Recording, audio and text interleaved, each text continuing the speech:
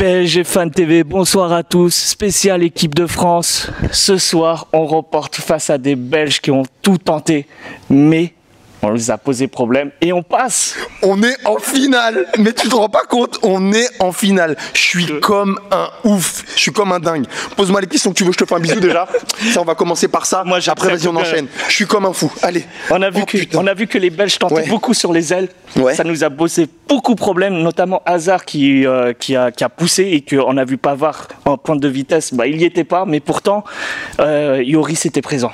Ouais, exactement. Pavard, il était un peu avec le frein à main devant Eden Hazard. Après, là où je lui en veux pas, c'est que c'est un très gros niveau, Eden Hazard. Il a prouvé en fait qu'il était quand même présent, Pavard, sur cette compétition. Mais quand tu es face à un prétendant en fait au Ballon d'Or, forcément, à un moment, tu peux avoir quelques carences quand tu viens d'être titularisé officiellement après 4-5 matchs. Et Hugo Lloris, mais qu'est-ce qu'il nous a fait? Thibaut Courtois à côté. C'est un gardien de Metz. Il est mignon. Il a fait une performance exceptionnelle. Il a rassuré la défense quand il fallait. Il a fait des arrêts de malade. Même contre Hazard, même les balles, en fait, les balles croisées. On pensait qu'elles pouvaient rentrer. Il était sur le ballon.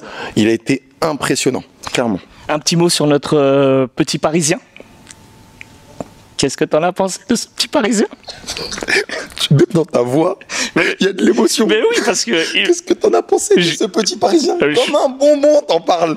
Mais Kylian, on te veut avec 10 ballons d'or, Kylian. Tu comprends ou pas ce que tu nous as fait? La roulette que tu fais avec Giroud. Bon, certes, devant, t'as un mec qui est nul. Oui, c'est vrai, il sait pas finir. Mais ce que tu nous as fait, Kylian, c'est grand, c'est beau. Tu vas plus vite que tout le monde. Contre l'Argentine, on s'est dit, ok, ils étaient lents. Contre l'Uruguay, ils ont essayé de te tenir, mais t'étais là. Techniquement, t'es intelligent, tu vas vite, tu vas nous donner la coupe. Et Nike, ils ont tout compris quand ils ont dit en 98, c'est pas ça un truc de grand. Kylian Mbappé est né, c'est exceptionnel. Et on a de la chance d'avoir cette pépite, clairement. C'est clair. Et à l'image de ce petit Titi parisien, N'Golo Kanté, pareil. Qu'est-ce qu'il récupère comme ballon?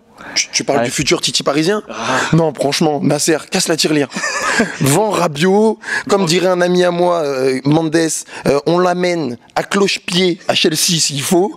On ne veut plus Rabiot, c'est pas grave. On a N'Golo, il est exceptionnel. On va encore voir la map. Il va être partout sur le terrain. Il a dégoûté le milieu de terrain de Belgique. Ils avaient une possession stérile en fait en défense et après ils balançaient. Bon, quand ça balançait, des fois c'était un peu dangereux. Mais quel récupérateur, mais il peut être. S'il est ballon d'or, je suis même pas étonné. Même pas étonné. Et à côté d'N'Golo Kanté, j'ai envie de dire notre ancien parisien aussi, Matuidi, qui a fait une grosse perf. Je vois ce guerrier qui était dans tous les ballons jusqu'à ce choc contre Hazard où il est obligé de sortir tellement qu'il a le souffle coupé. Mais on dirait que Matuidi il a perdu 10 ans.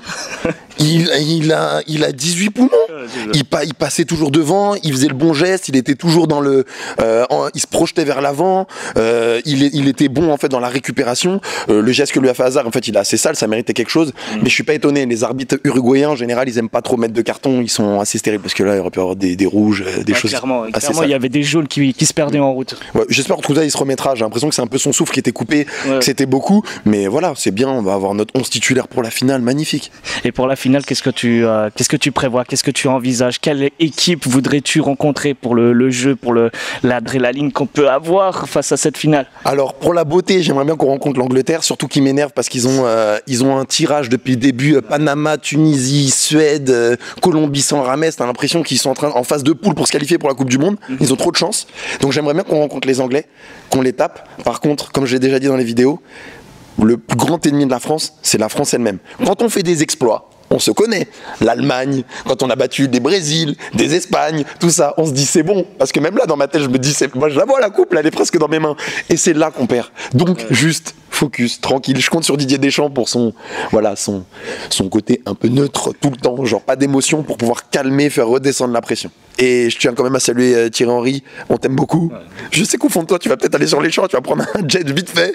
Mais voilà, c'était trop pour toi. Bah, je te remercie, Joe, pour cette interview. C'est moi qui te remercie. Allez, bisous. Salut à tous.